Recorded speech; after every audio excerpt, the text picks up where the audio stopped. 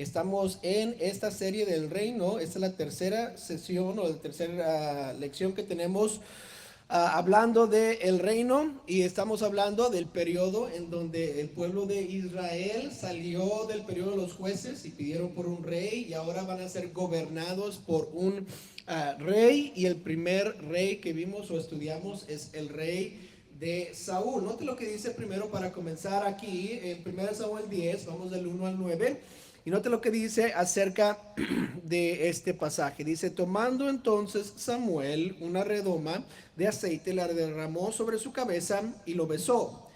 Y le dijo: ¿no te ha ungido Jehová por príncipe sobre Israel? Hoy, después de que te hayas apartado de mí, hallarás dos hombres junto al sepulcro de Raquel en el territorio de Benjamín, en Celsa, las cuales te dirán: las asnas que habías ido a buscar se han hallado. Tu padre ha dejado ya de inquietarse por las asnas y está afligido por vosotros, diciendo: ¿qué haré acerca de mi hijo? Y luego que de ahí sigas más adelante y llegues a la encina de Tabor, te saldrán al encuentro tres hombres que suben a Dios en Betel, llevando uno 3 cabritos, otro 3 tortas de pan y el tercero una vasija de vino, los cuales, luego que te hayan saludado, te darán los panes, los que tomarás de mano de ellos. Después de esto llegarás al collado de Dios, donde está la guarnición de los filisteos, y cuando entres allá en la ciudad encontrarás una compañía de profetas que descienden del lugar alto, y delante de ellos salterio, pandero, flauta y arpa, y ellos profetizando. Entonces el Espíritu de Jehová vendrá sobre ti con poder, y profetizarás con ellos, y serás mudado en otro hombre. Y cuando te hayan sucedido estas señales, haz lo que te viniere a la mano, porque Dios está contigo. Luego bajarás delante de mí a Gilgal, entonces descenderé yo a ti para ofrecer holocaustos y sacrificar ofrendas de paz. Espera 7 días hasta que yo venga a ti y te enseñe lo que has de hacer. Aconteció luego que al volver él la espalda para apartarse de Samuel, le mudó Dios su corazón, y todas estas señales acontecieron en aquel día. El título del mensaje de hoy es el primer rey confirmado. La semana pasada vimos cómo es que el primer rey fue algo inesperado. Saúl no se esperaba ser rey. Ahora viene la confirmación de aquel llamado. ¿Sabía usted que con el llamamiento de Dios también viene la capacitación de Dios? Muchas veces cuando Dios nos llama a hacer cierta tarea o cierta cosa, uno dice esto, dice: es que no puedo, es que no sé, es que no tengo la habilidad. Y la verdad es que ninguno de nosotros tenemos la capacidad de hacer lo que Dios nos pide hacer, aparte de estar llenos del Espíritu Santo en nuestro corazón y dejar que Él obre a través de nosotros. Y no fue diferente con el llamado de Saúl a ser el primer rey de Israel. Para mí es algo similar como a Gedeón. ¿Se acuerda la historia de Gedeón? Gedeón fue uno de los jueces del pueblo de Israel, y Dios le pidió ir contra los madianitas, que tenían, la Biblia dice, un sinnúmero de personas o de soldados, ¿verdad? Un número innumerable, dice la Biblia. Y Dios le pide a Gedeón con 300 personas ir y combatir contra este gran ejército. Obviamente es una petición muy dura, algo bien difícil de decir: claro que sí, vamos a poder ganar, pero Gedeón lo hace. Y Gedeón fue llamado en Jueces capítulo 6 por Dios.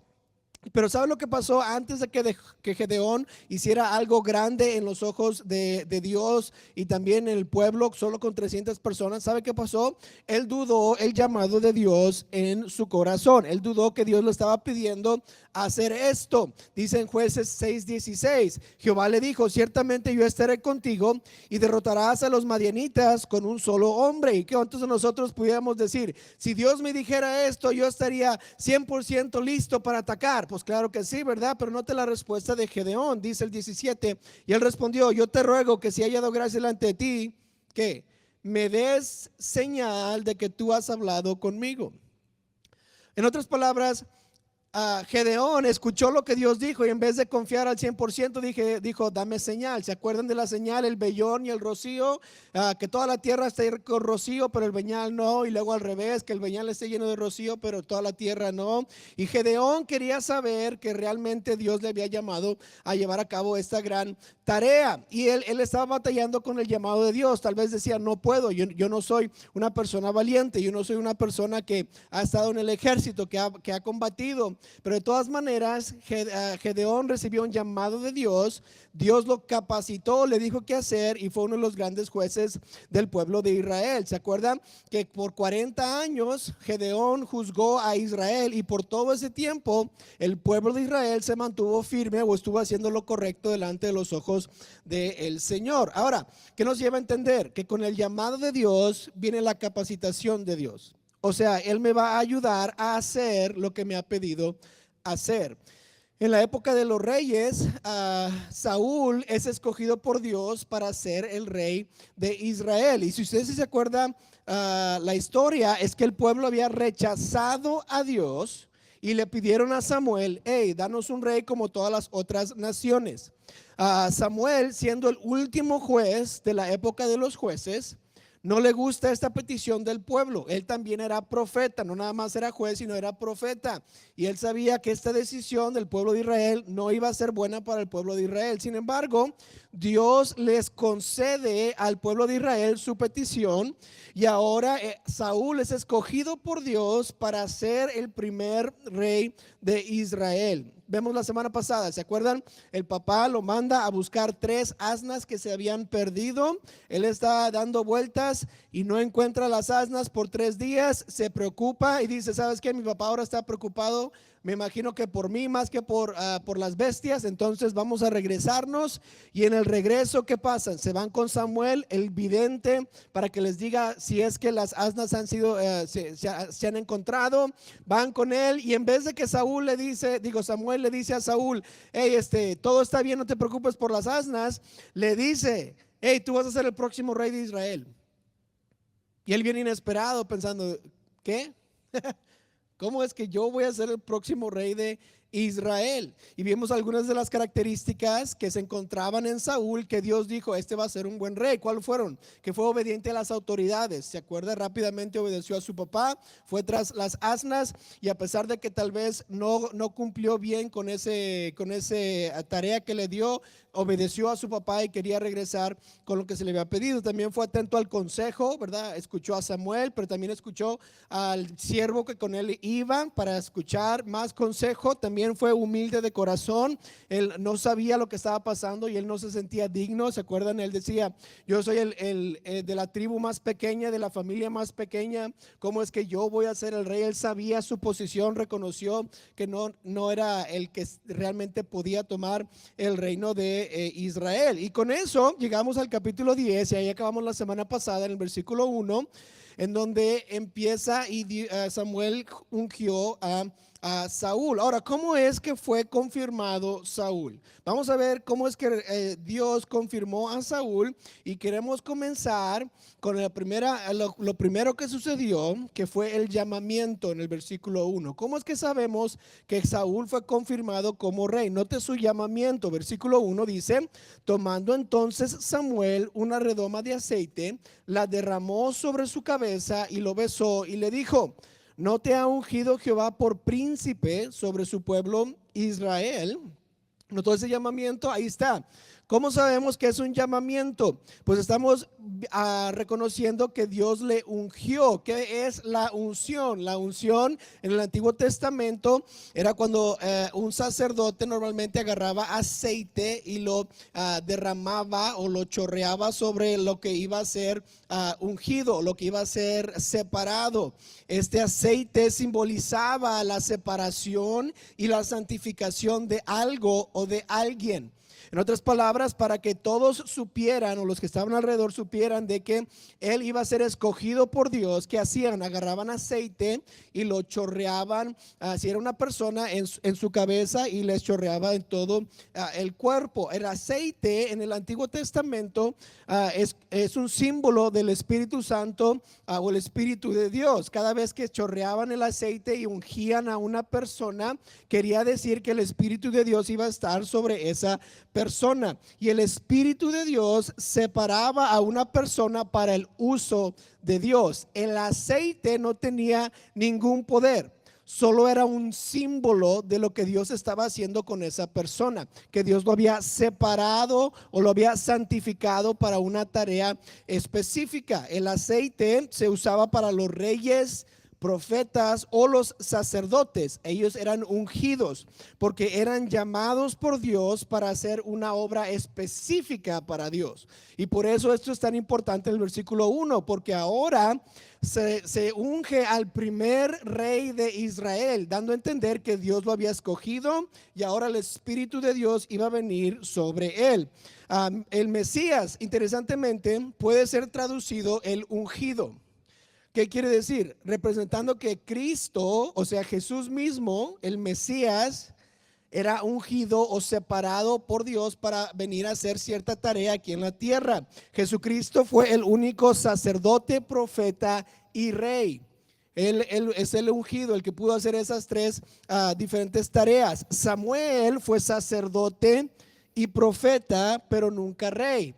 Interesantemente, vamos a ver que Saúl profetizó y fue rey, pero nunca fue sacerdote. Y en el futuro de Saúl hay problemas porque él hace la obra de sacerdote y no debería ser sacerdote. No fue ungido para ser sacerdote. Interesantemente, el Mesías, nuestro Señor Jesucristo, fue ungido y fue sacerdote, profeta y rey, el único que toma ese título. Ahora, también algo raro sucede aquí. Dice el versículo 1 que le derramó sobre su cabeza el aceite, o sea, dando el significado de que Dios lo había escogido. Y dice las palabras, y lo besó. Qué feo, ¿verdad? ¿Qué hombre aquí quisiera que otro hombre le besara? ¿Alguien? No, ¿verdad? En nuestra cultura, ahora en estos momentos, que los hombres no nos damos besos, ¿verdad? Eso es algo raro. Pero ¿por qué es que Samuel le besó? En su cultura esto no era raro. Lo que Samuel estaba haciendo con Saúl básicamente es que le estaba dando su aprobación o el reconocimiento de que Dios lo había escogido. Le ungió, y para decirle, Samuel, decirle a Saúl, yo estoy detrás de ti, yo voy a ser leal a ti, yo te voy a seguir a ti, vamos a ser amigos porque Dios te escogió.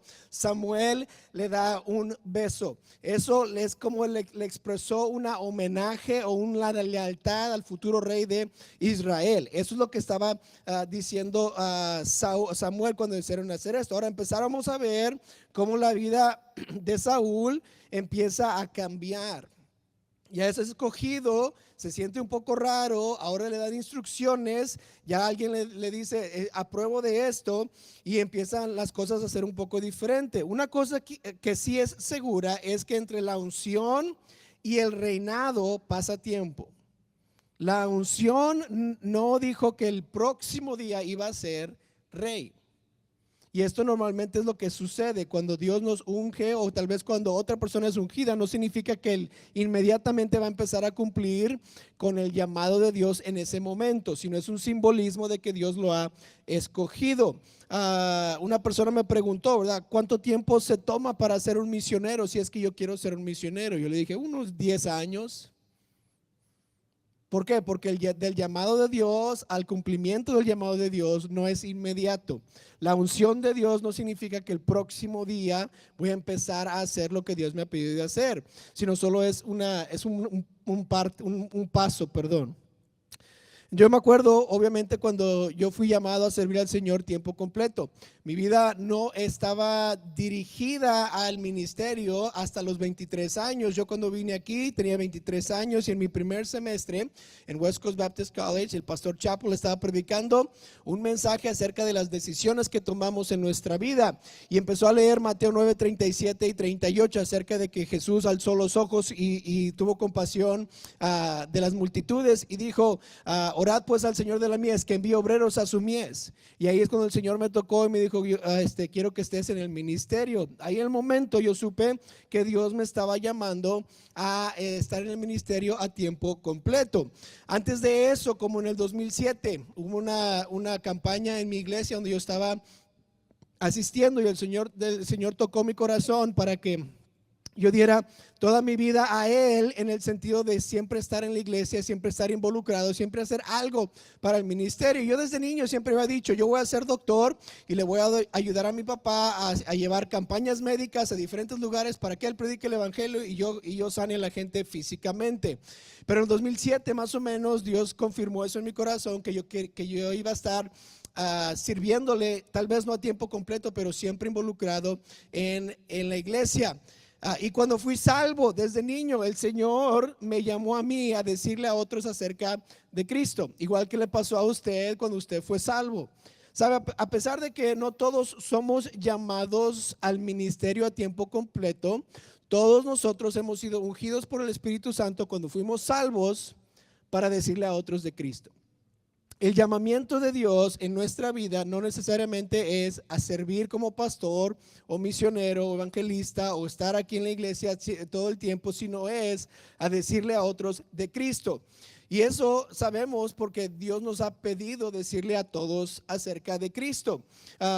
Todos somos ungidos con el Espíritu Santo para cumplir la voluntad de Dios aquí en la tierra. Note lo que dice 1 Juan 2:20, dice: pero vosotros tenéis la unción del Santo y conocéis todas las cosas. Juan está diciendo aquí a todos los discípulos, ya han sido ungidos. ¿Cuál es la diferencia entre el Antiguo Testamento y el Nuevo Testamento? En el Nuevo Testamento, las personas que aceptan a Cristo inmediatamente reciben al Espíritu Santo de Dios, y el Espíritu Santo de Dios es la unción.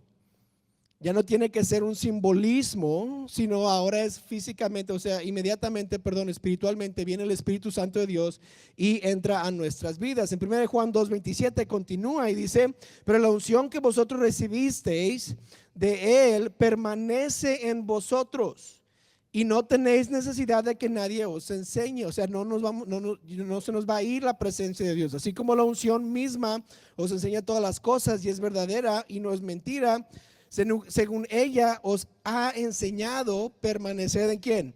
En Él, en el Espíritu Santo, en Jesús mismo. Y Dios dice: ya recibiste, permanecen ustedes, están ahí por siempre.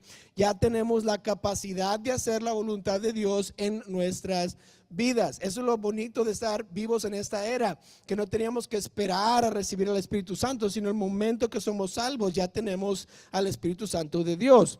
Ahora, todos hemos sido llamados a ser testigos de Jesús en nuestra vida cotidiana.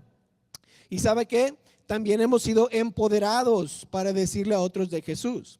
Porque con el llamamiento del Señor también viene la capacitación del Señor. Tal vez tengo un poco de miedo. Sí, a veces sucede. Tal vez no sé qué decir. ¿Sabe qué? A veces sucede. Pero ¿sabe qué? También hemos sido capacitados o nos ha empoderado el Señor para hacerles testigos. ¿Cómo sabemos eso? Hechos 1:8. ¿Qué dice? Pero recibiréis poder cuando haya venido sobre vosotros el Espíritu Santo. ¿Cuántos de aquí han recibido el Espíritu Santo cuando fueron salvos? Todos, ¿verdad? ¿Y qué nos dice? Recibimos poder cuando el Espíritu Santo vino sobre nosotros, ya vino sobre nosotros, y dice: y me seréis testigos en Jerusalén, en toda Judea, en Samaria y hasta lo último de la tierra. Usted y yo hemos sido empoderados por el Espíritu Santo de Dios para ser testigos de Jesús. ¿Y qué si no sé qué decir? El Espíritu Santo de Dios le va a ayudar a decir lo que debe de decir. Él ya le ha dado. Lo mínimo que puede hacer es dar su historia o su testimonio, como le llamamos a veces. ¿Cómo es que el Señor le cambió? La única cosa que una persona inconversa no puede negar es el cambio que ha pasado en su vida. Puede negar a su Dios, puede negar su Biblia, puede negar sus creencias, pero si usted le dice, tú me conoces, yo solía hacer esto, pero no lo hago ahora, no puede negar el hecho de que usted ha cambiado. Y si algo falla, si algo tal vez dice, no sé qué decir, continúe diciendo, Dios hizo esto en mi vida, y usted va a ser un buen testigo del Señor y va a ver cómo Dios le va a usar. El llamamiento, vemos cómo Saúl fue llamado por el Señor y se significó con la unción del aceite. Note ahora la confirmación. ¿Cómo es que después de ser llamado, él fue confirmado? En el versículo 2 continúa, dice, hoy después de que te hayas apartado de mí, hallarás 2 hombres junto al sepulcro de Raquel en el territorio de Benjamín, en Celsa, las cuales te dirán, las asnas que habéis ido a buscar se han hallado. Tu padre ha dejado ya de inquietarse por las asnas y está afligido por vosotros, diciendo, ¿qué haré acerca de mi hijo? Ahora la preocupación de Saúl se ha tomado, ya Dios se encargó de ella, ahora tiene que regresar y Samuel le está dando ciertas señales que van a suceder. ¿Para qué? Para que Saúl sepa que ha sido llamado, como una confirmación. Puede ser ahí de Dios. Estamos viendo ahora la confirmación de Dios a Saúl. ¿Cómo es que Saúl va a saber? Y luego note el versículo 3. Y luego de ahí sigas más adelante y llegues a la encina de Tabor, te saldrán el encuentro 3 hombres que suben a Dios en Betel, llevando uno 3 cabritos, otro 3 tortas de pan y el tercero una vasija de vino. Bien específico lo que va a encontrar.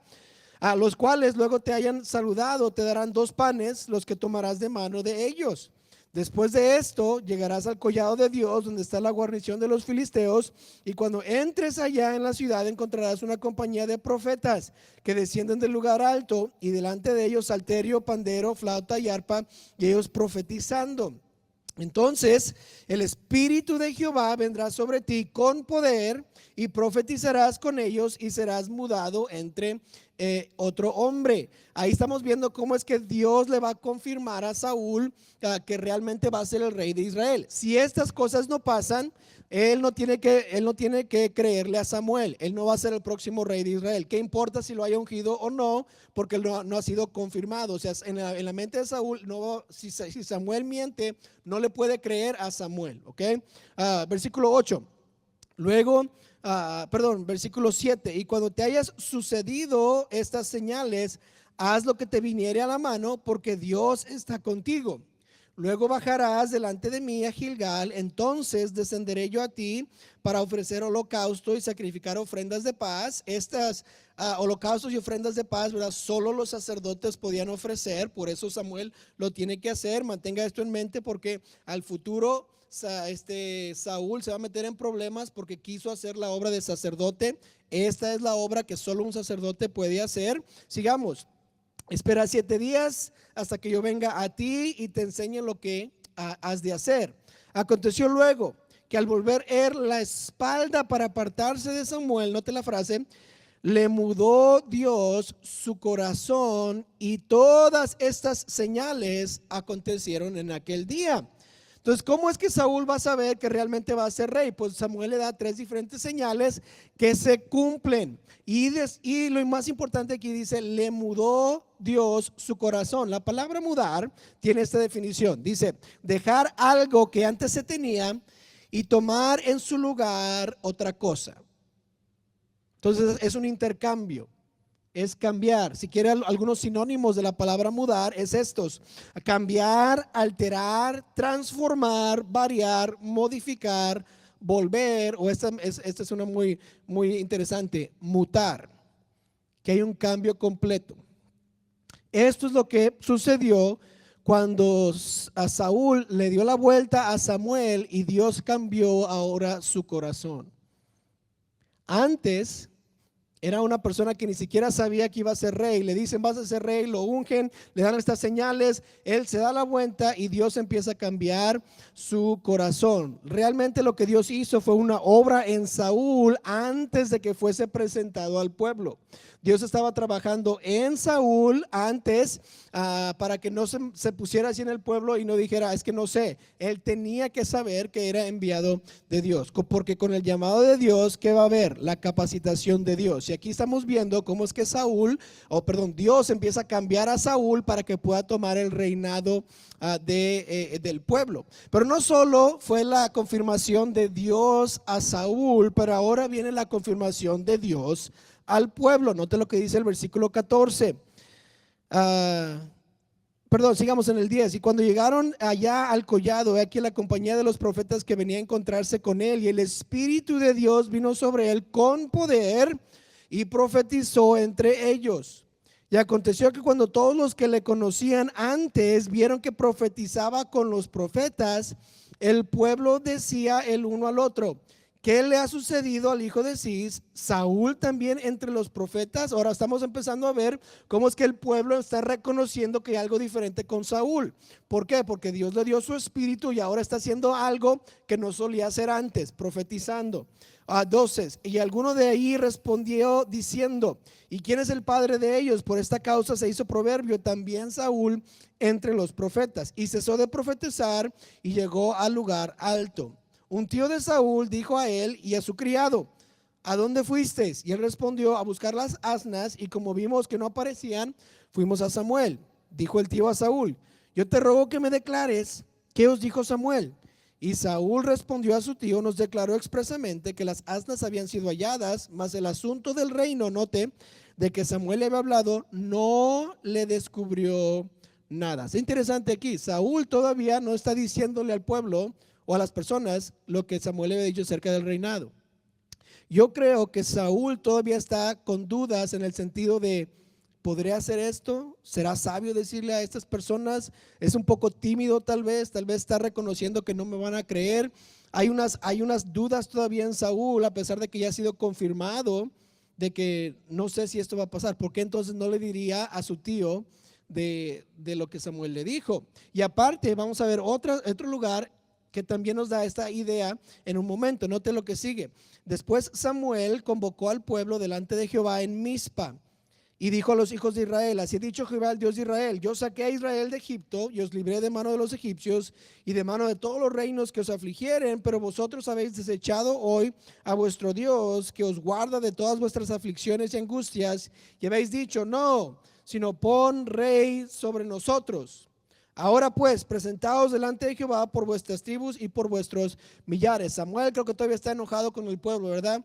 Les dice una vez más, ustedes no querían a Dios y escogieron un rey, ahora traigan a todo el pueblo, ¿verdad? Como que sigue todavía ese rencor en Samuel porque desecharon a Dios y no lo escogieron a él. Entonces, ¿qué hace el pueblo? El pueblo se agarra de todas las tribus, de las familias, y llegan a donde Samuel los convidó, y dice esto el versículo 20, haciendo Samuel que se acercasen todas las tribus de Israel, fue tomada la tribu de Benjamín, e hizo llegar la tribu de Benjamín por sus familias, y fue tomada la familia de Matri, y de ella fue tomado Saúl, hijo de Cis, y le buscaron, pero no fue hallado. ¿Por qué está escondido Saúl?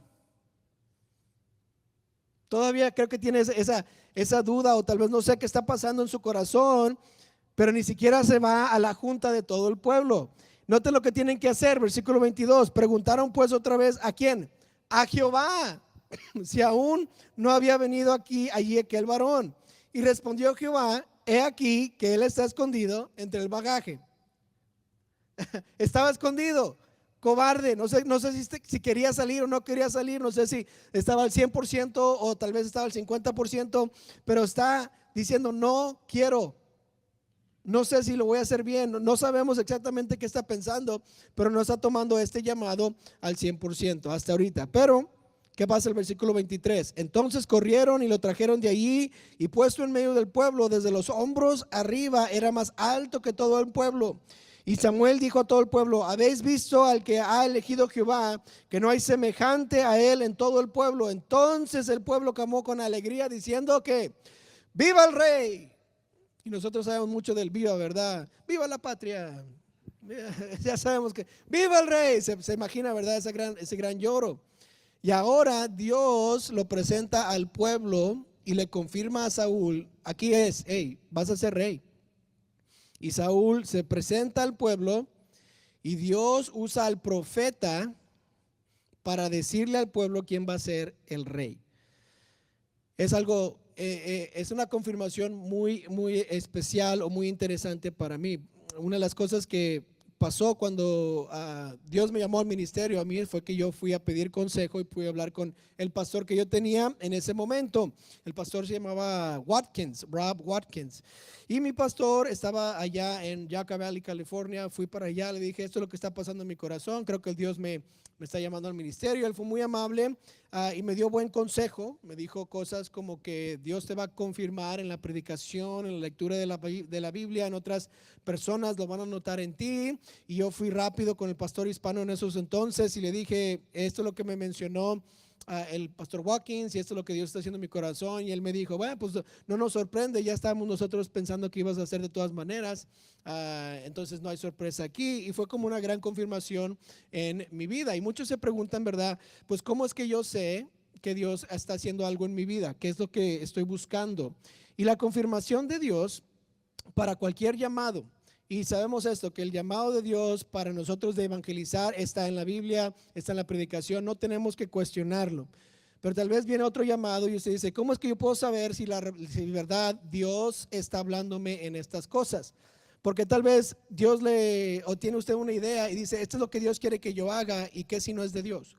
¿Cómo lo confirma usted? Y aquí están las tres diferentes maneras que confirmamos el llamado de Dios o una decisión que debemos tomar que pensamos que Dios nos está pidiendo hacer. La primera es por la palabra de Dios. Cuando yo estoy tratando de saber si Dios quiere que yo haga algo, entonces estoy buscando que la palabra de Dios lo diga, que esté confirmado ahí. ¿Cómo fue la palabra de Dios usada en esta situación? Pues ¿quién le dijo a Saúl que iba a ser rey? Samuel. ¿Por qué le dijo Samuel que iba a ser rey? Dios le dijo, ese hombre que viene por ahí, ese va a ser el próximo rey, ¿sí o no? Por la palabra de Dios fue confirmado que Saúl iba a ser rey. Nosotros, cuando estamos tratando de tomar una decisión y queremos confirmar si viene de Dios, siempre tenemos que confirmarla con la palabra de Dios. Puede ser un movimiento de trabajo, puede ser un llamado de Dios al ministerio, puede ser cualquier otra decisión que quiero tomar. Por eso nosotros decimos que nadie se debe de divorciar. ¿Por qué? Porque no encontramos eso en la Biblia, ¿verdad? Esa es una de las razones más grandes que tenemos. No está en la Biblia, entonces no podemos decir que eso viene de Dios. Note la palabra de Dios, en Juan 17:17 nos dice esto: santifícalos en tu verdad, tu palabra es verdad. Ahora, ¿por qué la palabra santifícalos? ¿Cómo es el llamamiento? Cuando se ungía a una persona, ¿qué estaban haciendo? ¿Separándolo o qué? ¿O santificándolo para una tarea específica? Y si yo quiero que Dios, o yo creo que Dios me está diciendo, haz esto, haz aquello, tengo que confirmarlo con la palabra de Dios, porque Dios por su palabra voy a ser santificado. O en otras palabras, separado para una cierta tarea. Si no está en la palabra de Dios, no debo de decir que viene de Dios. Número 2, confirmación es esta, por la predicación.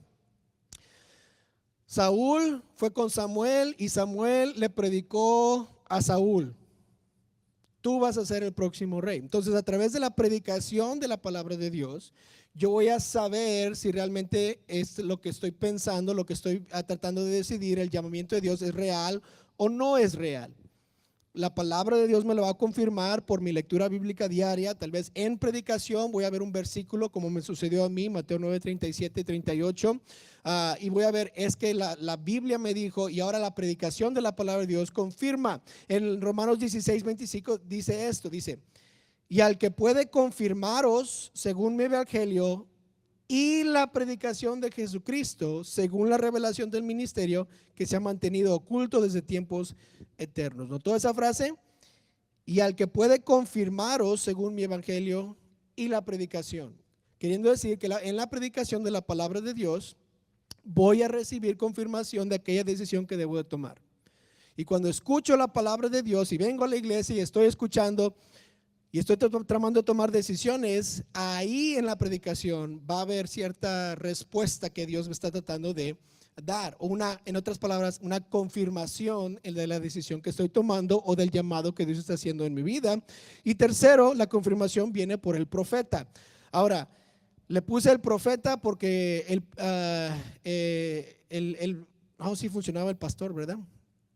Iba a poner el mensajero, pero el mensajero no tiene la M. Dije, no, vamos a ponerle P, ¿verdad? La palabra de Dios, la predicación, y el predicador o el profeta o la persona que está ya en autoridad espiritual. Esa persona normalmente va a ya estar convencida o va a estar viendo algo en mí antes de que yo lo sienta en mí. Y esa persona va a decir, oh, sí, ya la hemos visto desde hace 2 años que Dios estaba llamando, nomás que tú no querías. ¿Verdad? Y el profeta o el predicador, el pastor, está ya listo, está atento espiritualmente para ver lo que está pasando en su vida. En 1 Timoteo 4:14, Pablo le dice a Timoteo, no descuides el don que hay en ti, que te fue dado mediante profecía con la imposición de las manos del presbiterio. Ahora, ¿qué quiere decir eso? Que el presbiterio o el conjunto de pastores que estaba ahí había visto a Timoteo obrar y trabajar y dijeron, Timoteo tiene el don de Dios, le vamos a imponer las manos, en otras palabras, confirmando el llamado de Dios en su vida para que él pueda hacer la obra del Señor. Es lo que pasó cuando hay una ordenación en la iglesia y una persona viene a ser ordenado. Lo único que está sucediendo es que los pastores, no los profetas, ¿verdad? Pero usted sabe, los pastores, los que están en el ministerio, los diáconos que ya han recibido el llamado de Dios, reconocen el llamado de Dios en otra persona y le imponen las manos. Las manos no tienen ningún poder. Solo es un símbolo de que esta persona ha sido llamado por el Señor y nosotros lo reconocemos. Entonces, cuando Dios está haciendo algo en su vida, está llamándole al ministerio, está llamándole a hacer cierta cosa o tiene una decisión difícil que hacer y quiere confirmar que Dios le está pidiendo hacer esto, ¿qué necesito? Necesito el consejo de mi pastor.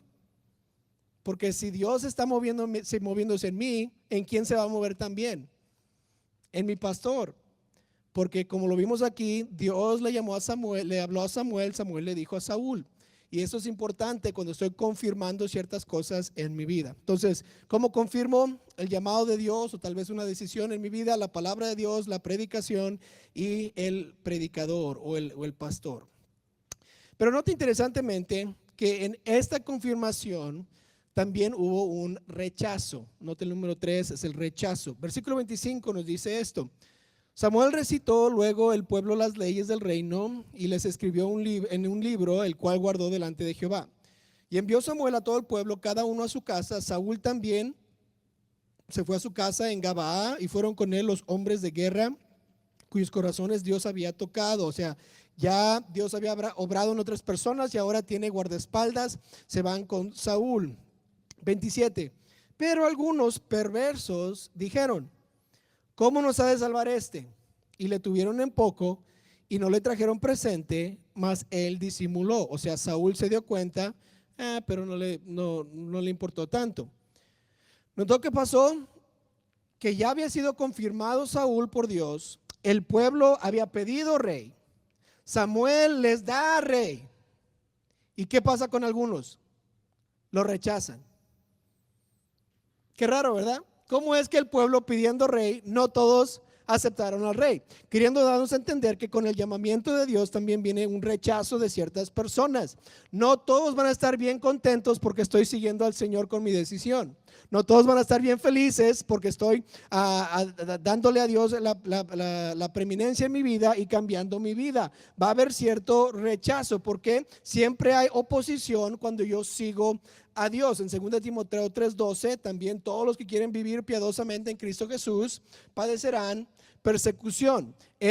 Realmente es una obligación recibir un rechazo para más o menos saber si estoy siguiendo a Dios o no estoy siguiendo a Dios. En Lucas 10:3 nos dice, id, he aquí os envió como corderos, ¿en dónde? En medio de lobos. El cordero no es el que va en ataque, siempre está huyendo. El lobo es el que siempre está atacando.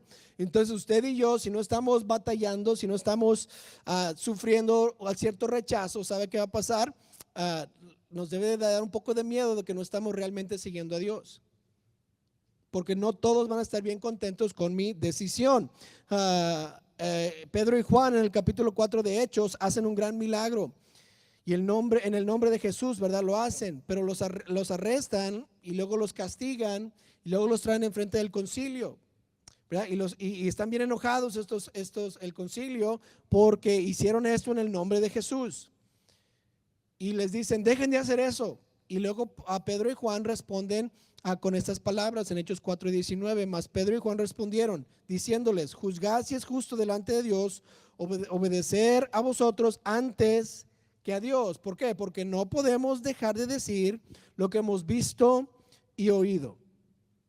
Ellos estaban siguiendo lo que Dios les había pedido, estaban haciendo lo que Dios les había encomendado hacer, habían sanado a una persona con el poder que Dios les había dado, y ahora están enojados los del concilio con ellos y los amenazan y los tiran, les dicen, ya no más hablen, no hagan milagros en el nombre de este Jesús. Y ellos sufrieron por simplemente seguir a Dios. Y eso es lo que sucede en la vida cristiana. La vida cristiana no es un lecho de rosas, sino es un campo de batalla. Y si no estamos sufriendo de vez en cuando, lo más probable es que no estamos yendo hacia adelante o siguiendo a Dios con nuestras decisiones. Nosotros tenemos un enemigo que siempre está en contra de nosotros. Y si él no nos está atacando de vez en cuando, ¿a qué lado estamos? ¿Verdad? Y Saúl no fue la excepción. Él estaba siguiendo a Dios. Dios lo había escogido. Samuel le pone enfrente a la gente, le dice, este va a ser su rey, y algunos lo rechazan. Esto nos da a entender una cosa, que usted y yo no nos podemos dar por vencidos si es que vienen tribulaciones o problemas en nuestra vida. Si yo estoy siguiendo a Dios, yo debería estar viendo si realmente estoy siendo atribulado por el mundo, por Satanás, por otras cosas, porque entonces es una confirmación extra de que sí realmente estoy siguiendo a Dios. ¿Sabe lo que dice Hechos 4 de Pedro y Juan? Que ellos se sentían gozosos de haber padecido en el nombre de Jesús. Es decir, estamos haciendo lo que Jesús nos dijo y estamos sufriendo, qué gozo. Y solo una persona siguiendo al Señor puede pasar por tiempos de tribulación o rechazo de otros y estar gozoso que padeció por el nombre de Jesús. Entonces ahí está el capítulo 10 de 1 Samuel, en donde Saúl es confirmado como el primer rey. Vemos un poco de la historia de Saúl, vemos cómo fue confirmado, pero mientras tomamos un momento para la invitación, quiero que tomen en su mente esto. ¿Realmente estoy haciendo las decisiones que Dios está pidiéndome hacer? He recibido confirmación de lo que estoy haciendo. Tal vez usted va a querer venir y decir, yo necesito ahora tener una confirmación de lo que va a suceder en mi vida, la decisión que debo tomar, el llamamiento de Dios. No sé si alguno aquí no está respondiendo al llamado de Dios y sabe que Dios le está llamando. Es tiempo de decir, es que necesito responder al llamado de Dios. Yo lo reconozco. Y cada vez que alguien predica, siento que el Señor me está tocando mi corazón. Cada vez que que estoy leyendo la Biblia, escucho a Dios decirme, esto es para mí. Y algunos van a tener que tomar esa decisión. Entonces lo que vamos a hacer ahorita, como lo hicimos la semana pasada, es que vamos a tomar tiempo para orar. Tenemos nuestra lista de oración. Ujieres, ustedes van a tener los platillos de la ofrenda allá en la puerta, por favor. A la salida vamos a dar nuestros diezmos y ofrendas, si es que usted trajo sus diezmos y ofrendas.